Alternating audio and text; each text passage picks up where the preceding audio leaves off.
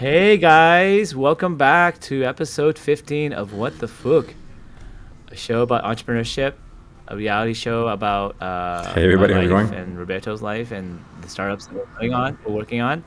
And I have a special guest here. I have Michael Pierce. Say hi, Michael. Hello.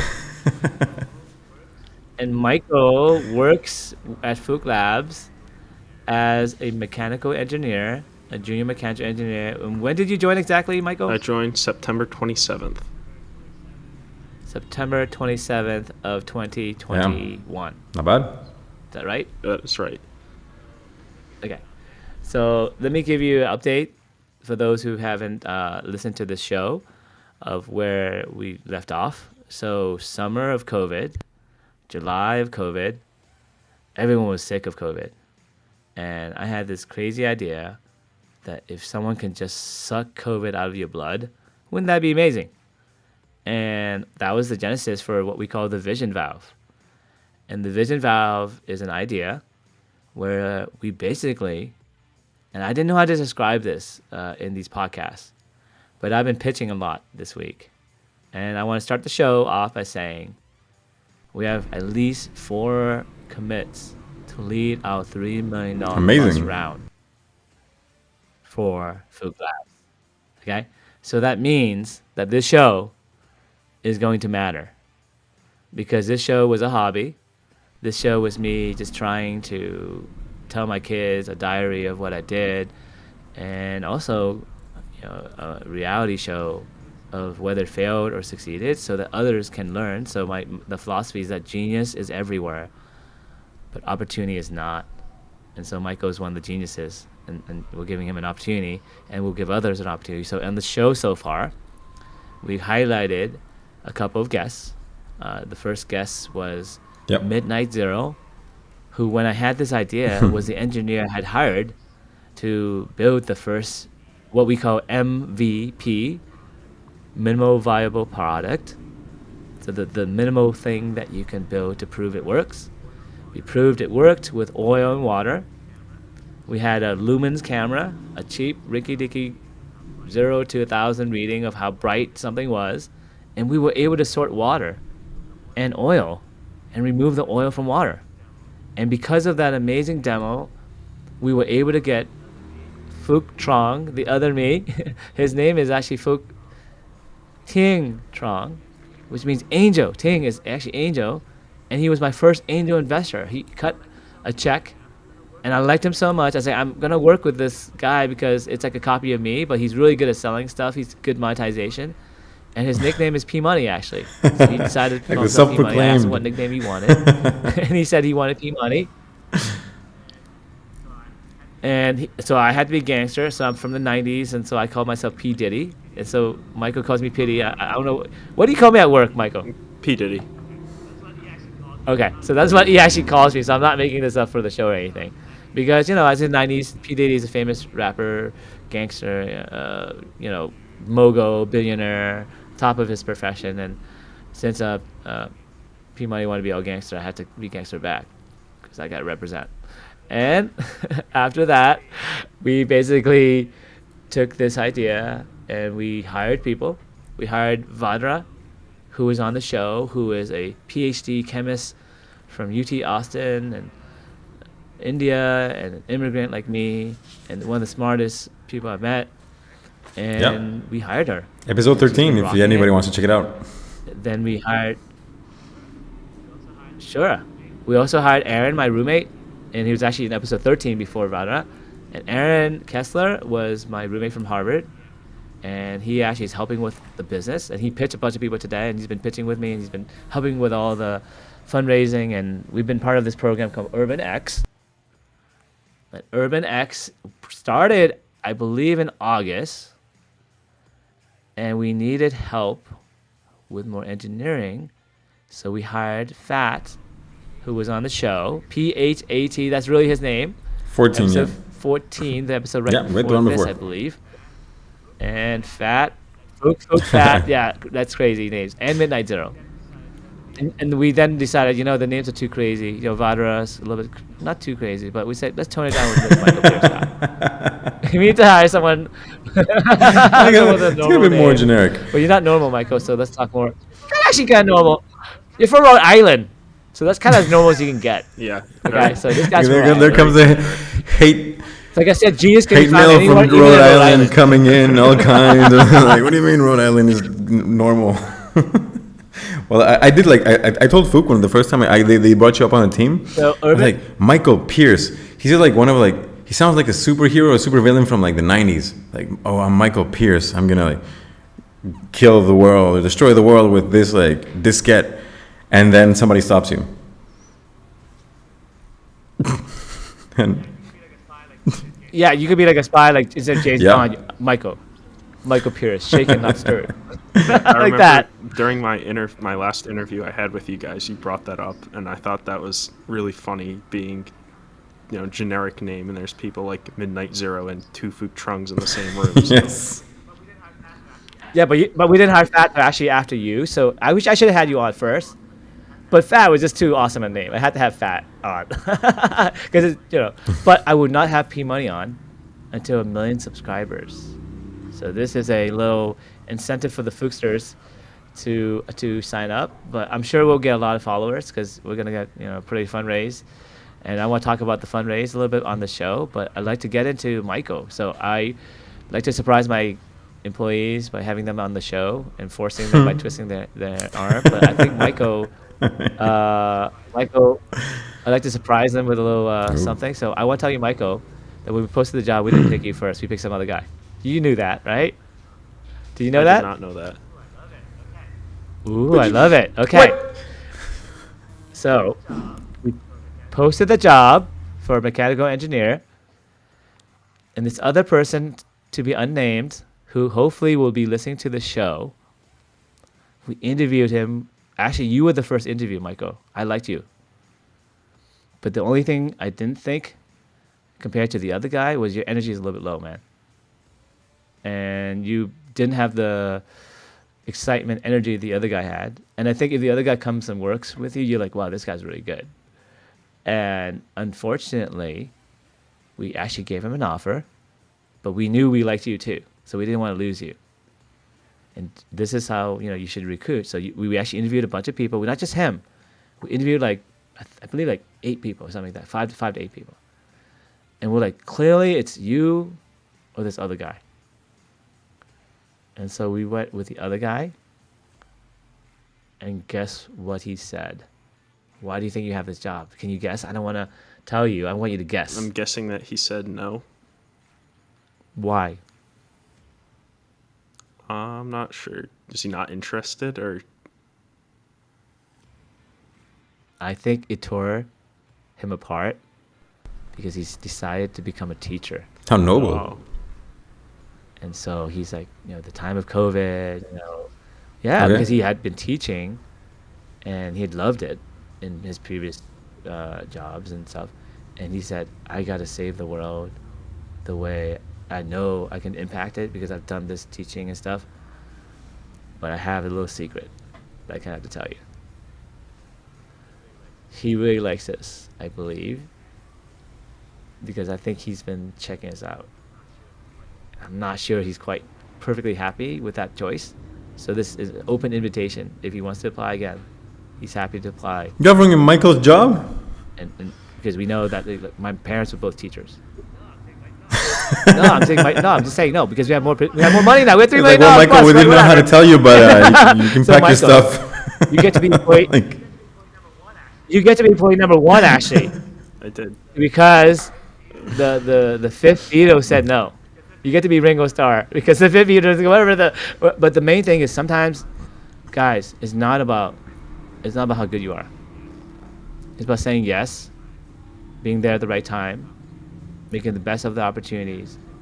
And then immediately after he said no, I called Michael and I offered him the job, and he took it. But when I interviewed Michael, you were the first one, okay, Michael? That's why I couldn't say yes right away, because it wasn't a slam dunk. You answered the questions very well, but your energy level wasn't so low. I think you came out of your shell since you met me, because I'm a crazy, relaxing guy, and I don't think you expected this environment. But maybe you did. Let me hear from your point of view. So that's my secret. that I'm gonna gift you with for being on the show, the secret angle of how you got this job.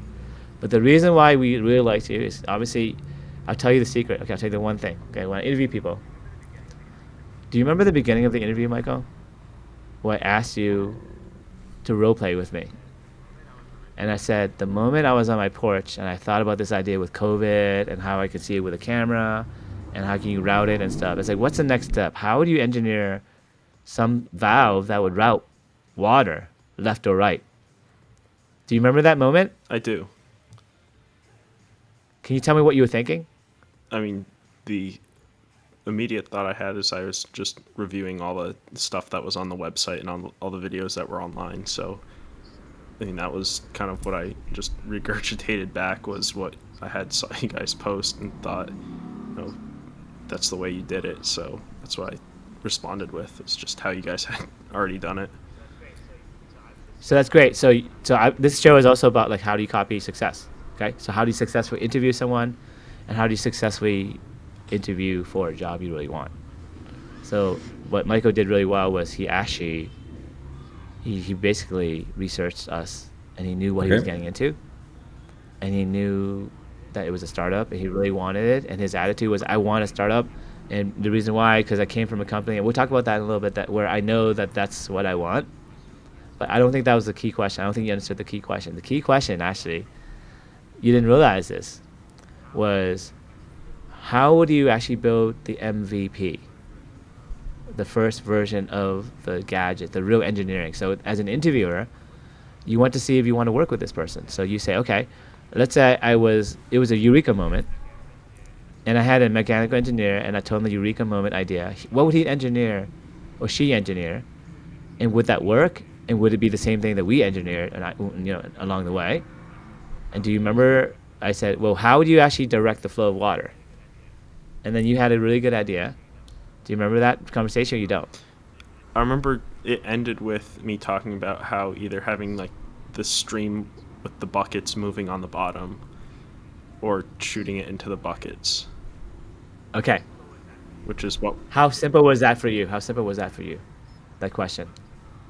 It took a little bit of thinking, but it wasn't too hard. From 1 to 10, how hard was it? Like a 4. I think? But you took a long time to answer it. You took like a minute or two. So you figured like it can't be that simple. Yes. Okay. That was the answer of your life. You got the job because of that single answer. Ta-da! Did you know that? No, I didn't. That was the single reason you got the job, because everyone flunked that question. Really? Yeah. Only you and Harry, this person, his first name, I don't tell the last name. Only you and the other candidate answered that satisfactory. His was a little bit better. But yours was tight. But you were shy about it. And that was the difference. Because confidence, energy, what I have, what you're going to have, because I'm going to teach you how to have that, is the only difference between a regular person and a superhero. Because if you can't believe you can do it, my mama always said, like, remember, like, Forrest Gump? My mama said, life is about shock. My mama says, or whatever, my teacher, actually, someone said to me when I was young, if you don't believe in yourself, and you can't be your biggest fan, how can you expect a stranger or someone else to believe in you? And Michael, that was the thing that I wasn't sure about, and I think you're coming out of your shell. Mm-hmm. I was hoping you come out of your shell, but you've been fantastic. You rock. But you're employee number 1. Thanks. The other people were on the founding team. They're a little bit more senior than you. They needed, so when you build an army, another thing on the recruiting side is I want to give actual tangible advice for people who listen to the show. These are fans there are 3 of you who listen to the show. And I will teach you the 3 people who stayed still here. Episodes. We love you. The secret of growing a business where you... Don't go. Yeah, we love you. Growing a business where you raise $3 million plus in less than a year, and whatever, because you basically know how to run fundraise, you know how to hire, you know how to build a team, and what you have to do is you have to do group hiring. Group hiring. So that's the big secret. So what's group hiring? Group hiring is when you have you're like building the Avengers. That's a group hire. You have a role that you're building the band in the symphony. the symphony. You're building a symphony orchestra. You need a violinist, you need a bassist, you need whatever in your band. But you're building a group of people who work together. And you have to have balance. You have to have a woman. You have to have a man. You have to have someone young. You have to have someone old. You have to have a minority. You have to but the idea is you have the diverse ideas, diverse backgrounds, but core values. And Michael, I can tell you're a good person as well, based on your experience. And also, I know that you're a go-getter, because I'm not going to babysit you. And there's a reason why I'm not going to ever babysit you, because there's a background behind your backstory. So let's hear your backstory. Why I know I'm never have to babysit. Tell me why you never have to be babysat. Please, Michael, tell us why you're a grown man. Your last job, right? So that's the second reason you were hired, because you explained why you quit your last job. Well, yeah. So, some preface. I graduated in 2020, so as everyone knows, job market was terrible. I had about 3 or 4 things lined up going into my spring break of my senior year. That was right around when murmurs of COVID were happening, and I remember it was an interesting time. So I had booked a trip to Germany to go visit one of my friends who was studying abroad there, and it was kind of debating on if I should go or not, but I ended up deciding to go. And then I was there for about 2 days, and I got a notification on my phone that said, your flight home has been canceled.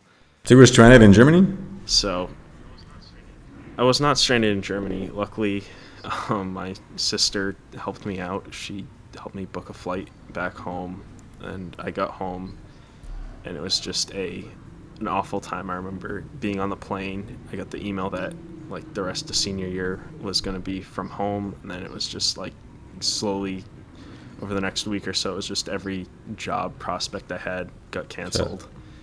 So that was not a great time. So it was back home just like everyone else. So explain where home is. You grew up in where? Rhode Island? I grew up in Rhode Island. North Scituate, Rhode Island is where I've lived. What is there there? Life. What is it like living in Rhode Island? That's like the forgotten state. That's like no one talks about Rhode Island. I don't even know who's famous from Rhode Island. Like, is anyone famous from Rhode Island? Rhode Island. Not really. Really? I don't know. Trying to think. Very Googleable moment. Famous people from Rhode Island. Yeah, very good. That's exactly what I was about to do. How many generations have you been living in Rhode Island? Is this like a Quaker thing? You have a bunch of Quakers and you moved to Rhode Island, like all those Quakers in like 1800 or something? No, my mom's side of the family's been in Rhode Island a couple generations, so that's. So you're basically like a townie. Uh, a townie is someone who lives in the town and they grew up there. Like the generations don't really leave; Man. they can kind of stay in the town. H.P. Lovecraft is from Rhode Island. Well. Oh, I did not know Aha. There you go. What do you mean, who's that? Who's that? H.P. The Lovecraft. name? I didn't hear the name. Can you repeat the name? This American H.P. author gained Lovecraft? international fame posthumously and was born and raised in the city of Providence. What the heck did he The write? Call Why of would I care? Cthulhu? You know?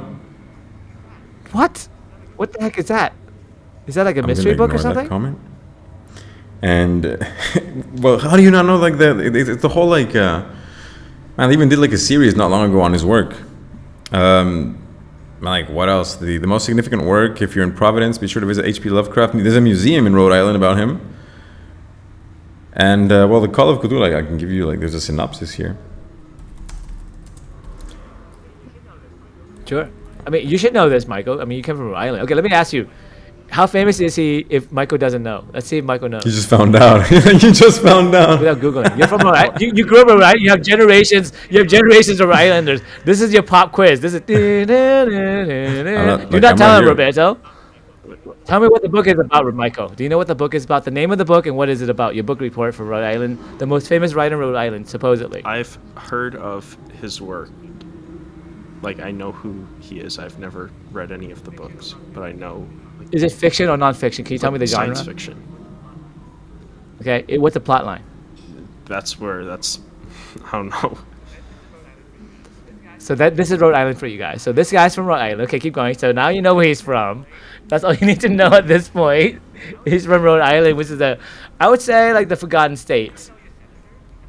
Do you even know your senators? You had like 2 senators or something? Let's see, Jack Reed, I think, is one of them, and that's about it.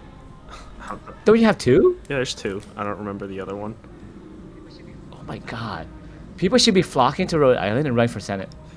No, I don't think it's just kind of, I don't know, not the place to be, in my opinion. But so what's a Rhode Island accent sound like? Bubbler is like a water fountain. It's like a bubbler. That's a Rhode Island thing.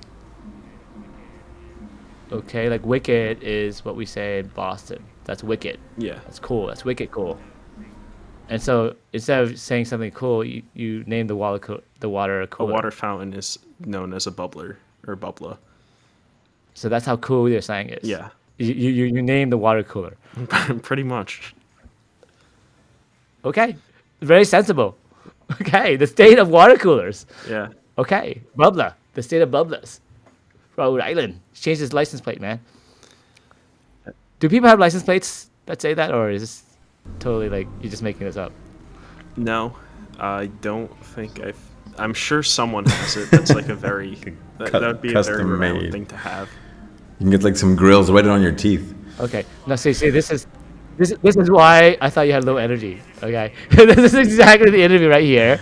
So this is why, again, compared to the other guy, he's bouncing around the walls, like super high energy. But tell me more, okay? So you basically graduated during the time of COVID, which sucks. You basically couldn't find a job so easily. So you took a job where? So first I went to the Home Depot. So for a few summers I worked there. So applied to the Home Depot, was there for about 5 months. And then ultimately my first engineering job was for a defense contractor for the Navy.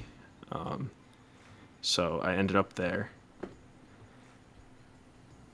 And I was still living at home, was commuting about an hour to the naval base in Newport, and I was working there for about 10 months. And what did you do anything cool there? Like, did you like shoot submarines? No, like torpedoes? For the first few months I was editing nice. PDFs. Like what do you mean editing PDFs? Explain to the audience what your actual job was. Like, so you work for the most sophisticated Navy in the world. You graduated from one of the most prestigious engineering programs in the area, Worcester Polytechnic Institute, right? And then you basically applied to join the Navy, and you're a pencil pusher, you're saying. This is crazy. That's what we're talking about. Like you get somebody an opportunity and you just waste it. Like, why would you waste it doing PDFs? Like, man, that is crazy. Yeah, it was not what I wanted to do. Yeah, no, it's a job, man. Like, at some point, like, I feel like we've all done stuff we didn't want. That's what I was living at home. I was able to get good engineering money, and I just used it as a stepping stone for my next. Yeah, if you had there was a plan. Next career. Yeah, So literally tell me that like your routine. You wake up at what time? What would you do? Wake up at 5:30 in the morning. And get ready to go to work. Leave about 6:15. Drive an hour.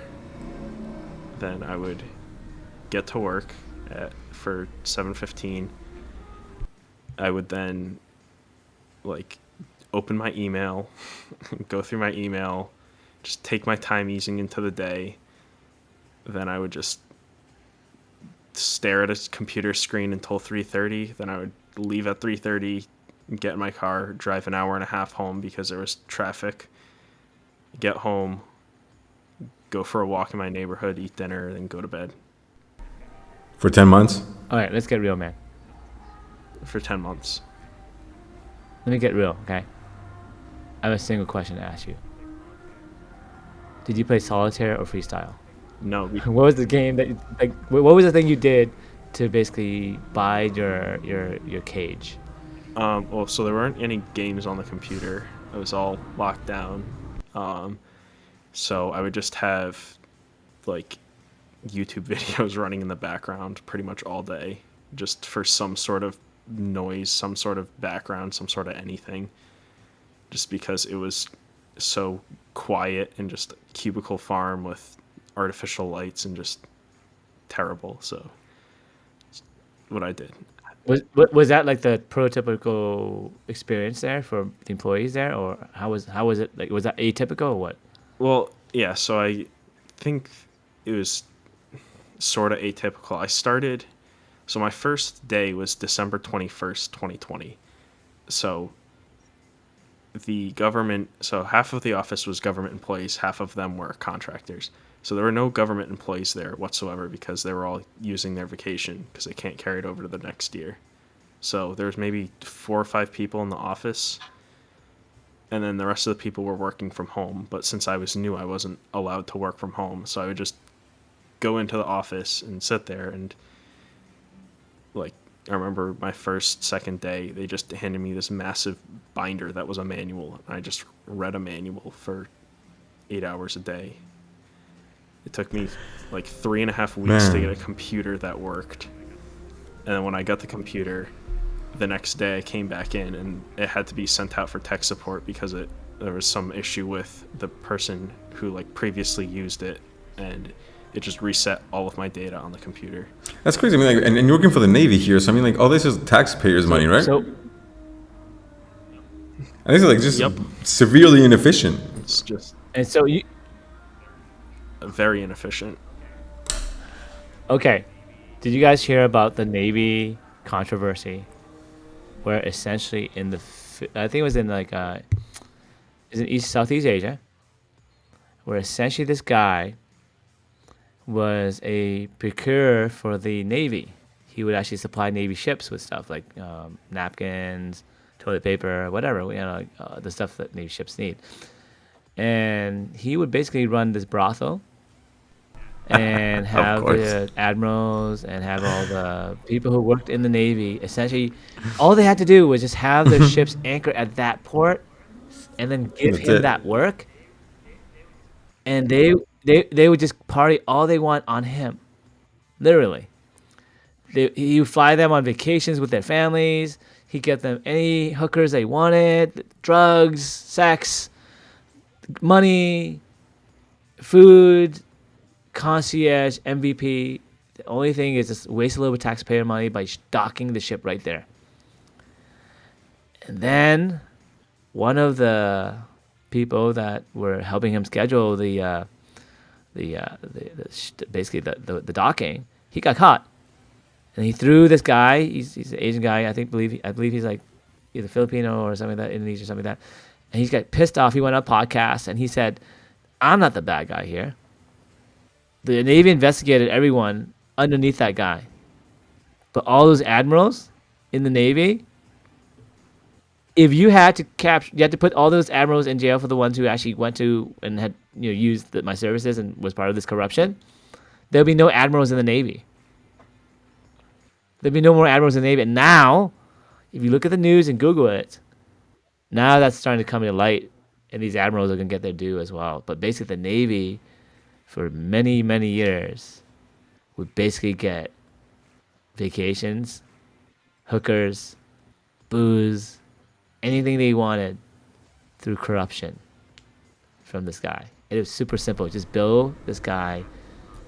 A napkin would cost $100, something outrageous, and that's exactly how people get ripped off. And the government is so bloated. This military-industrial complex is just a bunch of vacations for a bunch of people a lot of the time, because they don't do any fighting. They're in the middle of Guam on a beach, hanging out with this guy and his hookers. Pretty much. That's the Navy for a lot of these folks. After a while, not all of them, but obviously, it's a really big black eye, and you just had a experience very similar to that, Michael. And now you see how it's like in real life. And now, what do you do? Well, when did you decide to apply for another job? Like, at what point were the PDFs like, okay, first, I'm gonna? So I started December. Well, so I started December 21st. I put in my first job application for a new job on January 2nd. So about 2 weeks after I decided didn't want to be there anymore, was not what I was told I was going to be doing. So I just kept applying. It was probably around July that I got my first interview, and then it was picking up of like 1 interview a week, 2 interviews a week, 3 interviews a week, and it was kind of just, it was picking up. I was being a little more selective with where I was applying, and I would still take interviews, but if I wasn't 100% like sold on the job, like would go for it, but wouldn't take it because I just wanted to make sure I was in something that I actually liked. So tell me about the people you dated before you actually went out with us. Tell me the people you applied for. And why didn't you take the job? Did they not offer you anything, or what happened? Well, so you guys were the first offer that I got, but I knew that I had, so when I got the offer from you guys, I still had 4 interviews remaining. But when I sat down and talked about it, I just decided, I've always wanted, one of my goals in life was to work for a startup in Boston. Amazing. It's like, thought it was going to take a couple of years in my career, probably 10 or 20 to get there, but I had the opportunity Right there. and I took it. Nice. Like that, it's part of what we're trying to like show everybody here. Like, as soon as you get the shot, take it. What, like, just out of curiosity, what were the other stuff you're looking at? So I had an interview with GE Aviation lined up. I had one with Hatch, which is like a Boston engineering firm. I had one with Boeing lined up. And then there was another company in Salem, Massachusetts called GT Advanced Technologies that was wrapping up, and I never heard back from them. They said that the position was like indefinitely postponed, and then that was the last update I got from them. But it wasn't true, a rejection. exactly. It's not a no. So It's a not I now. had that. So let me kind of repeat this, right? So Michael wasn't the best. He wasn't the smartest, but he was the bravest. And he had the biggest guts. He couldn't stand his job. He did something about it. A lot of people would have been stuck there and happily just hid during COVID. You could have hid during COVID, my man. In that spirit of like, okay, during the most dangerous time to quit your job and to apply. And I think you told me you got fired because they found out, right? Tell me more about that. Yeah, so there was a point in around July, I want to say. I got an interview back from Keurig, the coffee company, for design engineer, and it was like a product design engineer, which is another like thing that I was trying to get into, just more engineering stuff, and got through the first interview, which was just the HR screener, and the guy all along kept saying, "Oh, we have such an easy process. It's so easy." They had the first interview, which is HR screener. Then I talked to the department manager, I believe, and then after that, I needed to get 4 references in order to move on to the next round, which was like a 3.5-hour interview with 4 different people on the team. Like, no. And like each of the people would ask me a question, but one of the things was I needed like my current boss to write me a reference. So I didn't think that would be bad, but then when I got to that stage, it's a survey that you have to have your boss fill out. So it was a 30-question survey and then 2 open response questions about me as an employee. So I talked with I had a couple of different bosses at the contractor, so I talked to the one who was not closest with me, but the person who was most understanding that I wasn't happy there, and he filled it out for me. And then there was just an incident where I was in a meeting that I fell asleep at, and they had known that I was looking to move along, and Yeah, of course. I mean, like 10 months of doing knew that I something was like that, applying elsewhere, like so mind I wasn't crippling was technically is fired. 10 They months is a just long said time. that I had given them notice that I was leaving for another opportunity. So that was the day before my first interview with you. So your clothes were to the fire. You had to get something. Right. When was the last day? Yeah. Like, so basically, when we gave you the offer, were you already out? I was. So that was I think that was it was September 9th. So then my first interview with you guys was on the 10th, the next day. So I had a bunch of stuff lined up after from while I was still there. I had a bunch of stuff lined up. So I was, obviously my parents weren't very happy that I had been fired, but um, it was taking a toll on me mentally, physically, just everything, that I was so unhappy there that I was just so relieved when I got fired. That is awesome.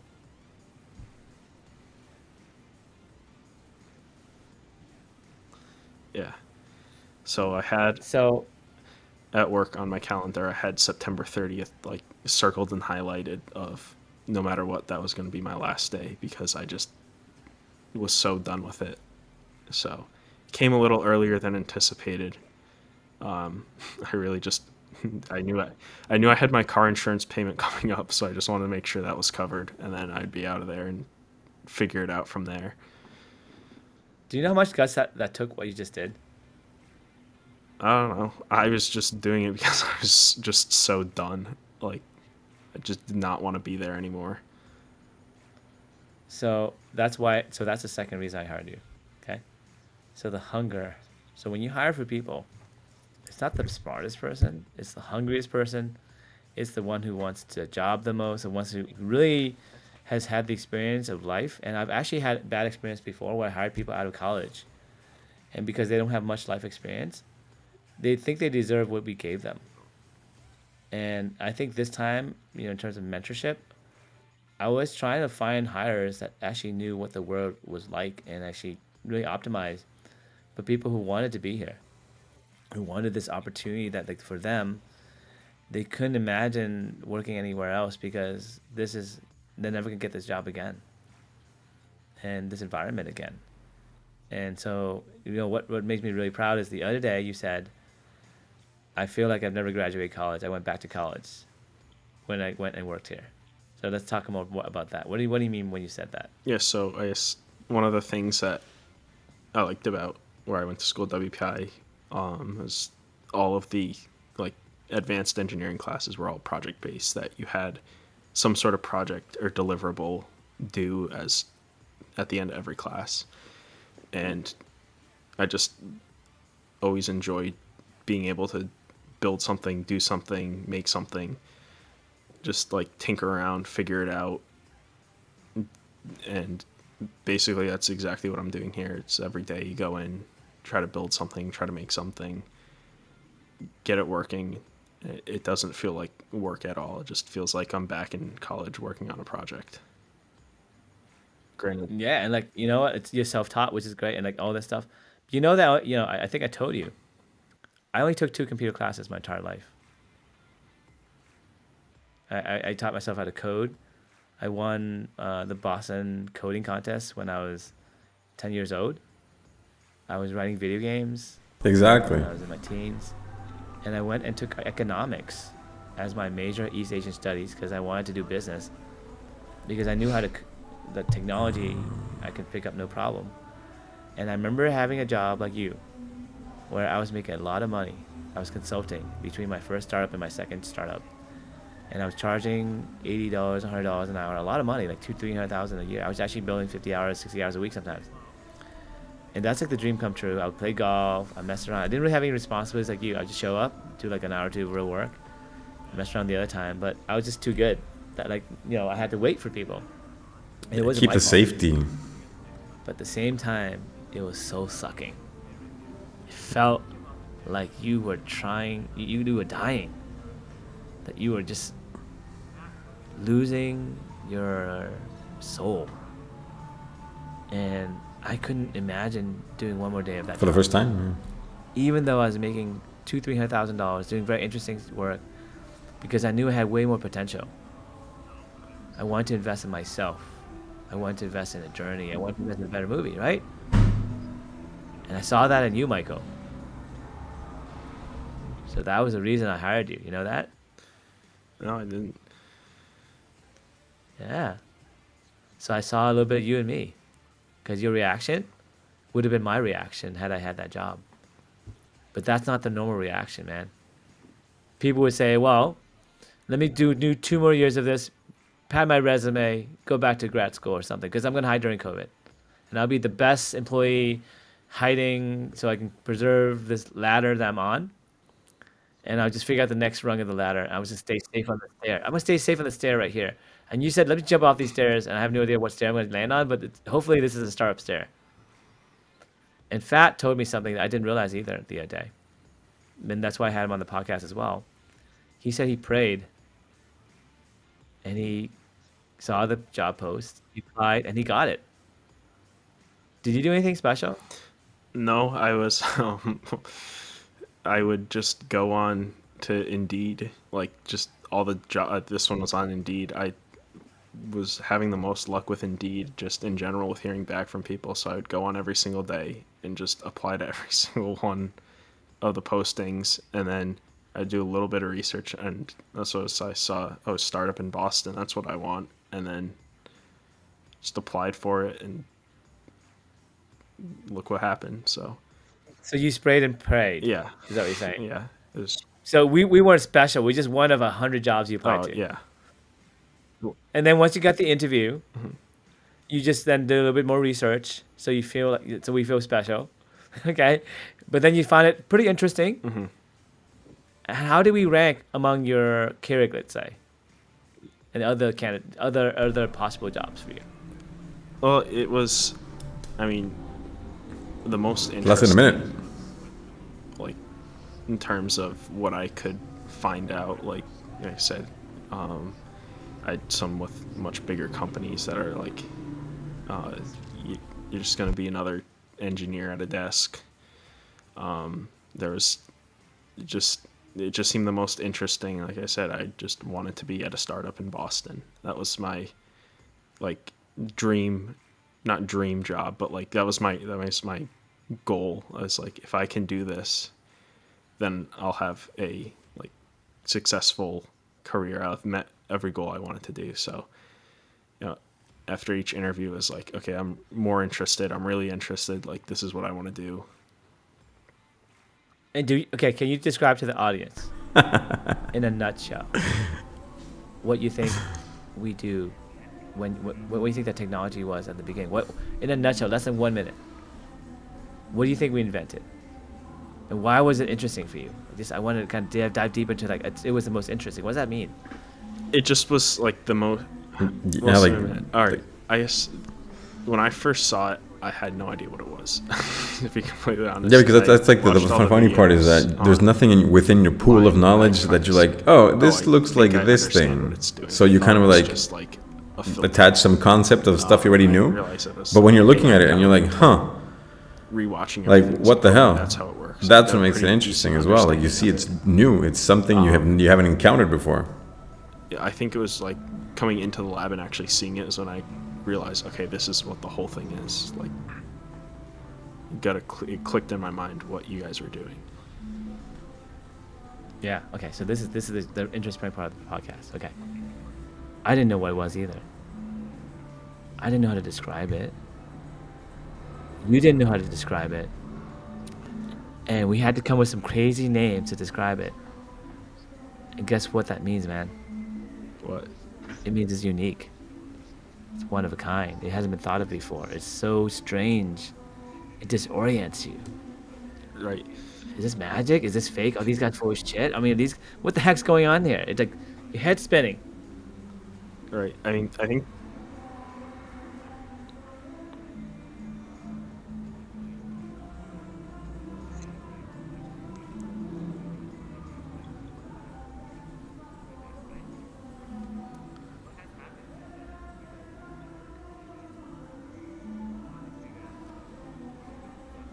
Right. I think the best way I've found to describe it to people is like, if you have a Brita filter, you put water in the top, you have the cartridge, and then the clean water comes out.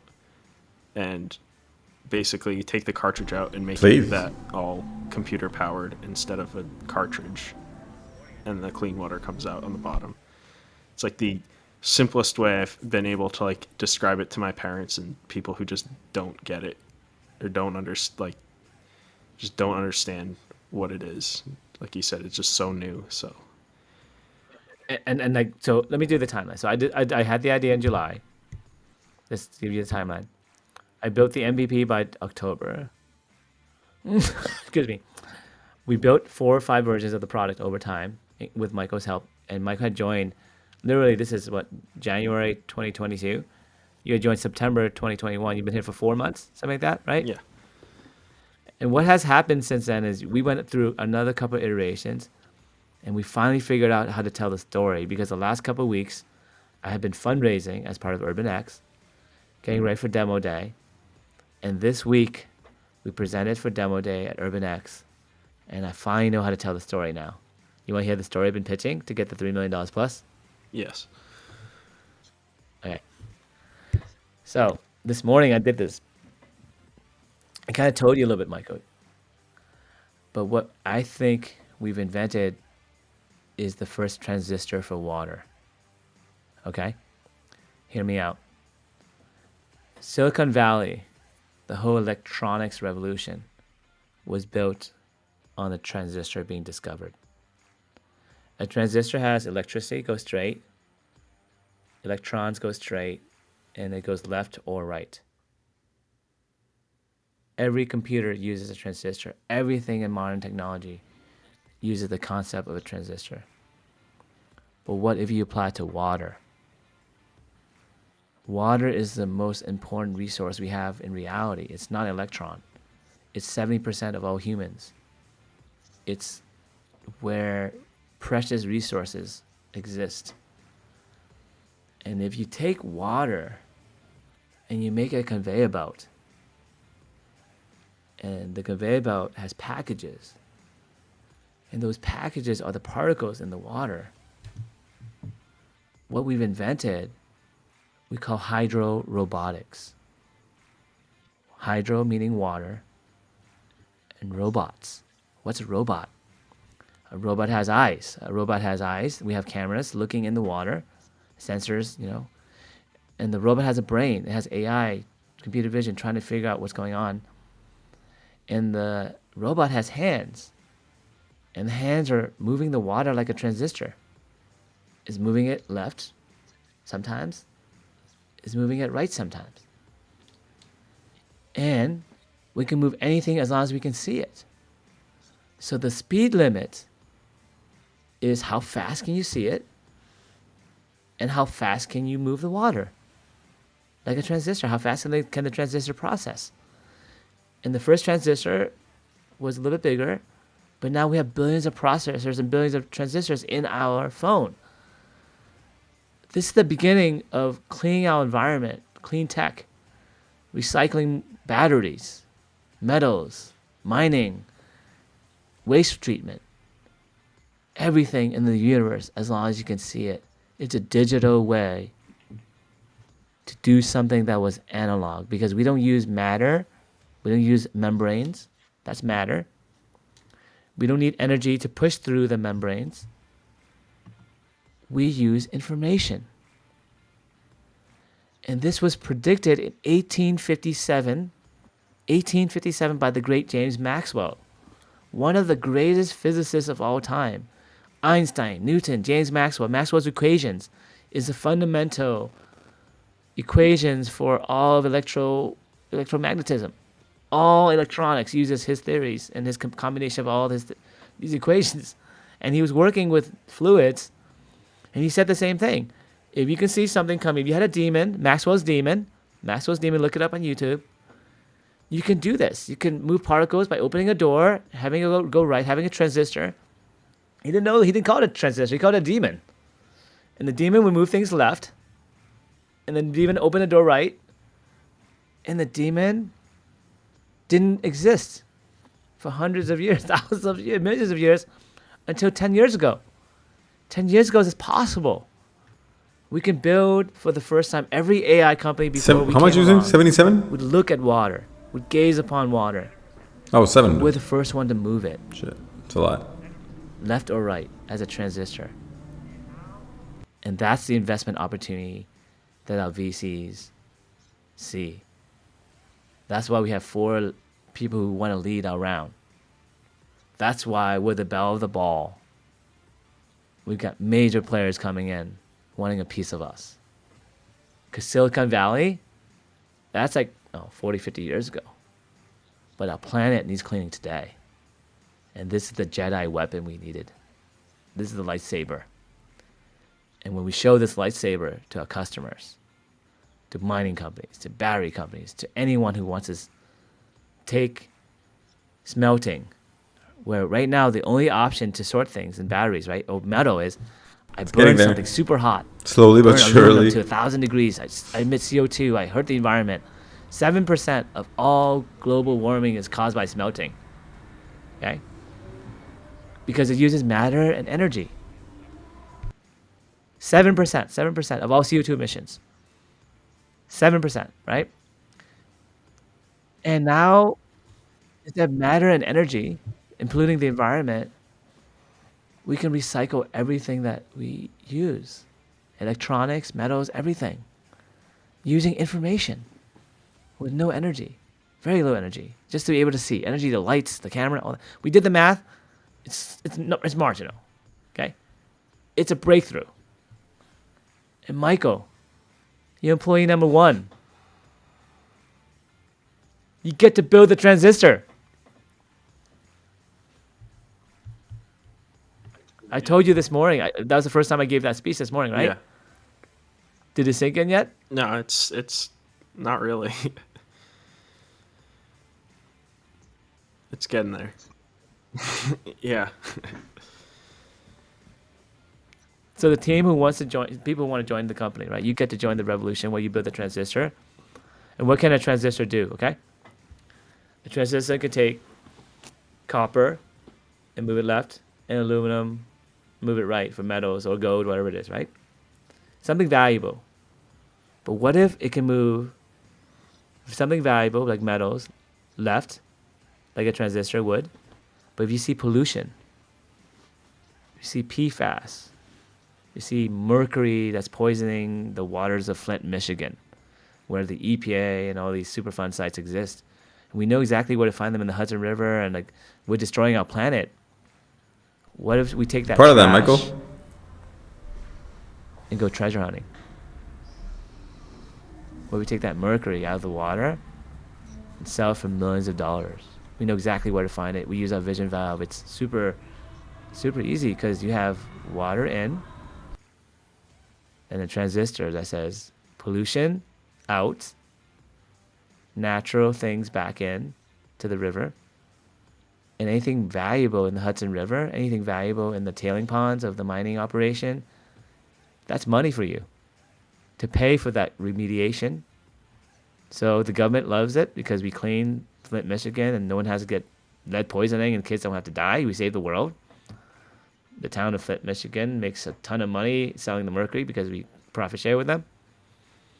And we charge them for taking out the poisons.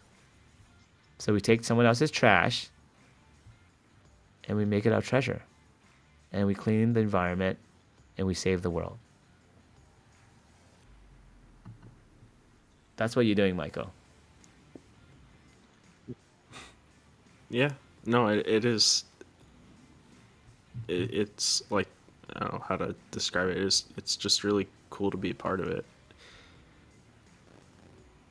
And when you're in it, you don't realize what you're in. Right. That's what I was gonna say. It's like, some days it's just like I'm so focused on getting like the little stuff done so that way the big system works. It's just like so focused on that you don't take a step back to realize what you're actually working on and doing. Yeah. And like, why am I telling this to everyone? Yeah. Yeah. Oh, I think we lost Roberto maybe. But in case we didn't, Roberto said something. Okay, I think we lost him. But anyway, but Michael, the show is about to end anyway because Roberto was running out of batteries for his laptop. That's why he ran Oh, out. okay. But now we got a little alone time. Me and you. You ready for it? Sure. Let's go in the deep end. All right. What's the worst thing about working at the company right now? The worst right now, I think it's just not enough people. Like, I feel like there's just so much that needs to get done that it kind of gets a little, at least for me, it's been getting chaotic of what to focus on first to get done immediately. But I know that's not going to be an issue soon, so So not enough people. You feel a little bit overwhelmed, maybe. yeah, not a little bit overwhelmed, very overwhelmed, but How do you feel? How do you feel when you go to sleep? Do you like think about this? Do you like, I wish I could have more time to work on this? I mean, what? I don't know. How do you feel right now? Do you feel like you're alive? Yeah, no, I think the way I do it, like we've been doing every day at work, is just break it down, get a task or two done, and just make it.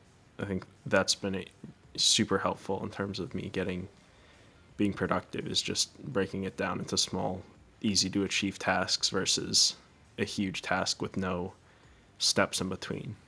So it's how I've been That's good. able to. And so, okay, so this is great. So what I want to show you is that's why Michael rocks. That's how you hire. I don't need to babysit Michael. Michael's a go-getter. Michael just gets shit done because he believes in his mission. You believe in your mission. You believe in yourself because I give you confidence. I believe in you. Mm-hmm. And as a boss, treating you nice, mentoring you, giving you compliments, bringing you out of your shell, personally investing in you as a person.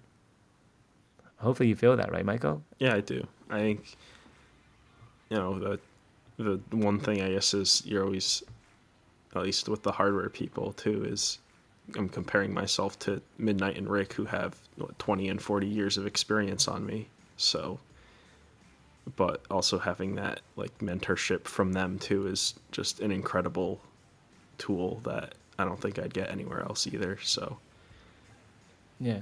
Because your life is like a movie, the way you think about it, right? So you have your personal movie where you go do your own thing in the morning, whatever it is. You have the personal narrative of like you and your thoughts and philosophy and God and all that stuff, who you're going to marry, all that stuff. Inner monologue. Then you have this family where you're like on a TV show like The Cosbys or, Full House or whatever you think your movie is. Or maybe Shameless in your case. I'm not sure who it is. But me and the immigrant story, but you have the family life. Right? And then you have your work life. And your work life occupies at least 8 hours a day, something like that, maybe give or take. And I want the favorite movie to be your work movie. Because a lot of people, that work movie's last place. mm-hmm. The family movie's number one. The personal movie's number two. And the work movie is just a job. What you had at the Navy. Mm-hmm. Okay, so if you had to rank your life before, would you agree that was like, okay, Netflix time, personal time? Number one, probably. Yeah, mess around. Number two would be my family time. Some of them are annoying, some of them are great. But in terms of like, the maximum pleasure in your life, right? You had to rank the movies, right? And then you put your job last, by far. By a lot. Not just a little bit, by a lot, right? You want to return the DVD, you want to return the movie, you want to get your money back. Whatever it is, right? Cancel the subscription to Netflix, whatever it is, that life, the Navy, cancel subscription. And my biggest satisfaction as a boss, as a manager, as a mentor, as a leader, my job is to make that movie at work number one, a blockbuster. Mm-hmm. And you want to keep watching that movie forever. Right. Do you think I've done a good job with that? Yeah, so far it's been good. I mean, it's like I was saying, it's just complete whiplash of what I was doing before. Of I actually enjoy going to work. I look forward to being able to go to work. It doesn't even feel like a job. So it's definitely you're doing a good job with that, and without like you're saying with the movie thing, like, it's not like, oh, I have to go to work. It's like, oh, I can go to work now. Like, I'm excited to do it. You're Tom Cruise. You're employee number one. Mm-hmm. You know, I treat you like Tom Cruise. I treat you like an adult. Mm-hmm. You can show up on set. You do your scenes.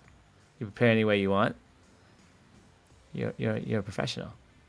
I treat you like even though you're what, 22, 23? 23. And I'll treat you the same way I treat someone who's 65 or 45. Mm-hmm. And you see that, right? Right. Because you're just an actor on the set. You can be the young actor who's like a superstar genius. The girl in Stranger Things, for example, like her, or like, whatever it is. And in the movie, my job as a director is I'm just showing others how to create, the same movie studio. You're the talent. Yeah. But if you don't do your lines right, I'm a director. I got to make sure you do your lines. You got to show up. You got to put your work in. You got to be accountable. You got to know what your lines are supposed to be. That's my job. If you don't know your lines, it's my fault. If you know what you're supposed to be doing, it's my fault. And if it's not the best movie, let me know. All right. Okay? But you also have to realize you're the star, man. Mm-hmm. You're like instantly I got famous. I don't know how that happened. And you deserve it because you have the attitude. I'm going to end the show because it's a little bit over an hour. And I thank you for being on the show, and I thank you for being part of Phuc Labs. And I want to say, I appreciate you. Thank you. And I appreciate that you're going to lead this team, the quiet leader, through example, through showing up every day, through not talking about yourself and how awesome you are, just doing shit. And I see that. And those who come joining us, this is the kind of environment you're going to get. So whoever says no to us, come back. To end the show, right? Yeah. Whoever says yes to us in the future, you know what you're getting into. The show is very transparent. This is who we are. We'll have more employees come and verify that. We're a transparent company. Like I'm not the normal CEO. My name is Phuc. Thank you, Phucsters, for listening to the show. Subscribe if you can. In a week or so, we'll hopefully be able to announce that we've raised quite a bit of money from some prestigious names. I'll bring other guest stars. And next week, I have a surprise guest. I'll let you know who it is next week. But it's a vendor we use. And someone we really lean on. And I want to bring in that person, another inspirational figure. So you geniuses out there, the three of you who are listening right now, hopefully you learned a little bit here. Michael, thank you. Yeah, thank you for having me. Want to say any last parting words? Let's see. Well, let me ask you something. Sure. If you had to be a superhero, I asked Vadara. She's Doctor Strange. I'm Iron Man. I think Midnight Zero is Gambit. Like Gambit is the engineer superhero, I believe. And I need to ask you what superhero you would be. Marvel or DC, doesn't matter. But Marvel probably a little bit more apt for what we're doing. I don't know. I don't follow the Marvel stuff at all. So. But what superpower would you have if you had to pick a superpower? I'll pick the superhero for you. Invisibility. That's what I would go for. You'd be Wonder Woman. All right. Just joking. Well, if you want to be Wonder Woman, you can. Invisibility. Okay. Why don't we make you the Flash? Okay. Sure. Because you're the opposite of the Flash. You know what it is? Like the nickname, like tall, like shorty or tall. Like whatever. But shorty's actually tall, and and the tall person's actually short. Like you're the opposite. You're the Flash because you're kind of like a mild-mannered Rhode Island guy who's kind of takes his time and relaxed. We'll call you Flash. All right. Is that cool? That's good. You can change your mind. This is not a ticking bomb or anything. You can change your mind later. But Flash is not really quite Marvel. But maybe you can pick you can think of a Marvel one. You can change your mind. But you'll be Flash for now. All right. I'll go with that. Okay. And Michael's single for you ladies out there. You want to give your digits or anything? Your Tinder? I'm not, Just joking. not gonna You have to keep swiping to find Michael, okay? Yeah. Swipe forever. You're not gonna find this guy on Tinder. Are you on Tinder actually? I'm not. Okay, you have to swipe forever, girls. All right, just joking. Anyway, thank you, Michael, and thank you, Fooksters, and please subscribe. And this is episode 15, and hopefully you guys keep listening and we keep delivering. Thanks so much. Bye.